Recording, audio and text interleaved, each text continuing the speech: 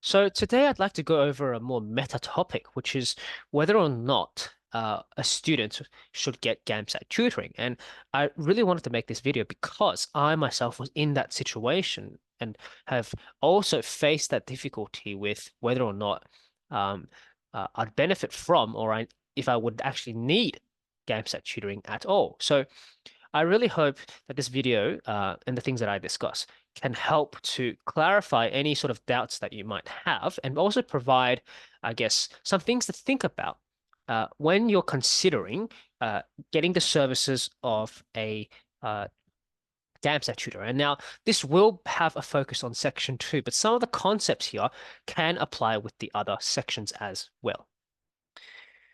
So today we're going to focus on these topic areas, which is thinking about why I should get a Section 2 tutor or any other tutor, when I should get tutoring, how do I know if a tutor is good, and what kind of tutoring is best for me. Now, some of these concepts, like I've said before, are relevant across any other section as well. All right.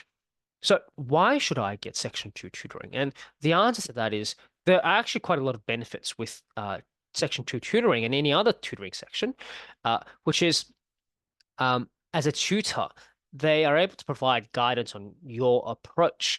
And this is also important, especially because if you're a first-time sitter, you may have never experienced what it's like to, I guess, perform under what is now a proctored situation. So that tutors can really provide some assistance in that domain. But the more important part is that when you have a tutor, you're eliciting the help of someone who has a different experience, different worldviews, different values and attitudes, and because of that, they inherently bring to the table a different perspective that can help you in many different ways. So they offer an alternative perspective, and their experiences of often greater than or broader than yours, having sat through the GAMSAT uh, either once or multiple times. And so, therefore, they can not only provide alternative perspectives, but also clarify any misconceptions or misunderstandings that you may hold. Furthermore, this having another person just talking to you about your approach and helping you clarify things enables the opportunity for you to identify and for them to reveal the areas of improvement that need to be addressed. And this is important because, we are people, and so we have our own biases and assumptions, and that could have concealed certain parts of our skill and performance from being identified. So having somebody else look at your performance, look at, where you're getting things wrong, how you're writing your essays can help do that for you. Furthermore, they can also act as a source of feedback and a source of valuable information to further direct your preparation as well. And in this case, feedback for practice essays. And seeing and having a tutor with experience and having a tutor who's also gone through the process, they can hopefully introduce more effective and efficient strategies or approaches that can really make your life a lot easier as well. And probably an important thing as well, as a tutor, when you get a tutor, they will act as a mentor for you, or they should act as a mentor for you. And this is where you can really rely or depend upon them for the sort of challenges that you might face, not necessarily only through tutoring, but also, I guess, through the whole process. And for some people, tutors can help ensure that there's accountability in preparation where, for example, if a tutor is expecting 2 essays by the end of the week, that forces you to be accountable to yourself and actually study and produce those two essays on time. So these are just some of the benefits that I've identified in relation to Section 2 tutoring, but there are definitely more of that out there. So then when should I get Section 2 tutoring? Well, you really have to think about and consider your situation. And this is where you got to think about, okay, well, where exactly am I in my journey? Right? Have I sat the GAMSAT before? Do I know what it's like to sit in a room, stare at a screen and type away? How would I perform in such a situation? And also, have you been able to achieve improvements by yourself? And this is an important question because if you're a person who has across, I guess, some sittings in the GAMSAT improved consistently through your own efforts, then you might not necessarily need tutoring. However, this will change if you have a different timeline, whereas where let's say that you only have a limited amount of time or uh, for whatever reason, you might not be able to sit the GAMSAT multiple times, then even though you might be someone who could improve with consistent effort by yourself, it might be worth considering getting a tutor to accelerate that process. And so that is why I think the answer to such a question is very context dependent. Thinking about your timeline, but also thinking about your goals in life. Where do you want to get to, say, 5 years, 10 years in time? What are your priorities? What are your interests?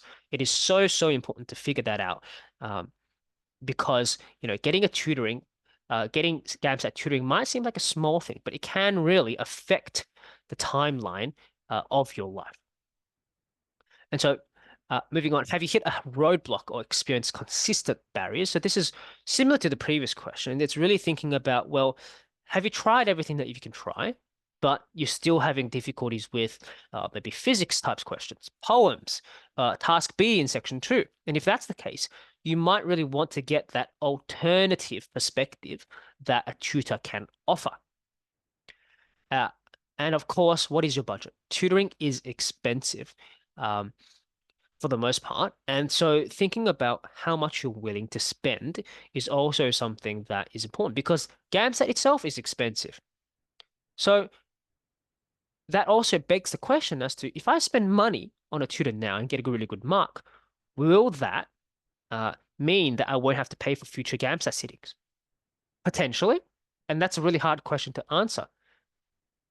But that is also something to think about. And later on, we will talk about how to figure out if a tutor will provide good quality services as well in the next question. And lastly, what is the current level of knowledge and skill? So thinking about what am I good at exactly?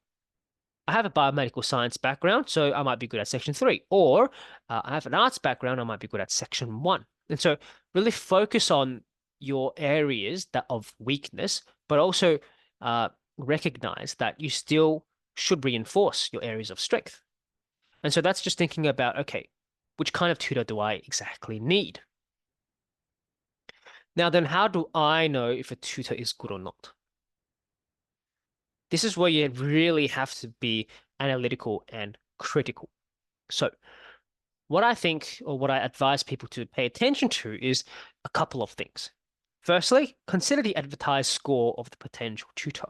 And remember that there's always a chance for people to fake this because at the end of the day, you're mostly taking their word for it.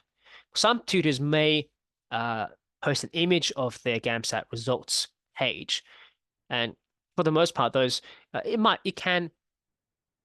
one might believe such a I guess information when they provide it as a tutor, but you can also remember that people can Photoshop things.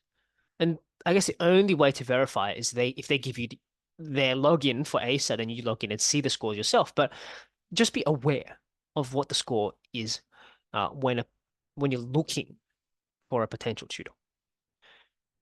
And also thinking about, especially this, teaching experience. And I want to make the point that a person who might have gotten a 90 in, say, section 2 might not deliver the same quality services as somebody who got an 80 in section 2 but has had years and years of teaching experience. So this is where I'm making the point that a good teacher, uh, just because you're good at something doesn't necessarily make you a good teacher. So really consider, has this tutor, have they taught anybody before? Right? And the way I guess you assess that is thinking about whether or not they have reviews. And you want to think about reviews that have been made by verified people. So if you see a tutor with reviews made by accounts that don't seem very old, and they all seem to have come up at one point in time, you might have to be a little bit suspicious. Whereas a tutor with reviews made by actual real people who have had accounts made or created many, many years before, that is very much more legitimate review.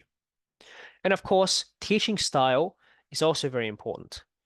Some people have different learning styles, and one might say that the teaching style needs to, I guess, suit the student's learning style. So then, I guess the only way to sort of figure that out is to ask um, the tutor how they teach. And this will flow in with the idea of what exactly do they teach. These are all details that are very important. You don't want to be walking into a lesson, paying money, and then not understanding what exactly happens in the lesson. So make sure you figure out these details and see whether or not if they're right for you. And I suppose the only way to sort of figure to definitively answer whether or not a tutor is the right one for you is uh, if you get the right impression from them. And I suppose, or fortunately, or hopefully, they offer a free consultation or a short lesson that's or first lesson free for you to sort of understand who they are and how they teach. And lastly, consider the tutor affiliations. Do they work for another commercial entity? Do they work for another organization? And basically think about what is their background as well. And this includes things like their academic history as well, and whether or not they might be in the course that you're trying to aspire to get into as well. What kind of tutoring is best for me? In this situation, you really got to think about um, the differences, I guess, these two paradigms of tutoring, which is the private tutor versus the commercial entity, and think about it in terms of a cost-benefit analysis. If we think about it in terms of cost, pure monetary cost, a private tutor is less likely to be expensive, especially because many tutors charge a hourly rate. And because of that, there is less lock-in commitments where you have to, I guess, see through to the end of the tutoring. Whereas this is different to a commercial entity where you're paying a lot, a large one-time fee um, for a lot of things that you may not really need, especially because a lot of the services are packaged into certain programs. Um, and also, as a private tutor, it's also very important to think about that you have a greater opportunity if you're studying or learning one-on-one with another person for to develop more tailored lessons. And this is different to a commercial entity, which is more likely a one-size-fits-all approach, where you get a program, you sign up to the program, you get things like, all right, 3 lessons with a Section 1 tutor, 3 lessons with a Section 2 tutor, 3 lessons with a Section 3 tutor. But people have different levels of capability. So, what might be sufficient for one person, if they have 3 lessons, might not be enough for another. And that's why the private tutor can really be tailored to your specific needs. Now, private tutors can also, if you elicit their services, you can also benefit from having a lasting relationship with them. And I found that to be incredibly satisfying, where you get to know your student as an actual person in terms of understanding their motivations and their struggles, and that's different in in the services provided by a commercial entity. Whereas uh, you're sort of handed around. You're not necessarily engaging with just one tutor. So it can be hard to develop a good relationship, and that can really affect your learning for some people, where some students might feel more comfortable sharing their concerns with somebody that they know very well. And that might not be the case for a commercial entity. And this also relates to the idea of accountability. A private tutor is one person, so they share the burden or accountability of learning between the student and the tutor themselves. Whereas when you sign up to a program or a package with a commercial entity, there isn't really another person other than yourself that you can definitively say, you're responsible for helping me, you're responsible for guiding me. And it's difficult because there's no one person. Do you point that to the head tutor?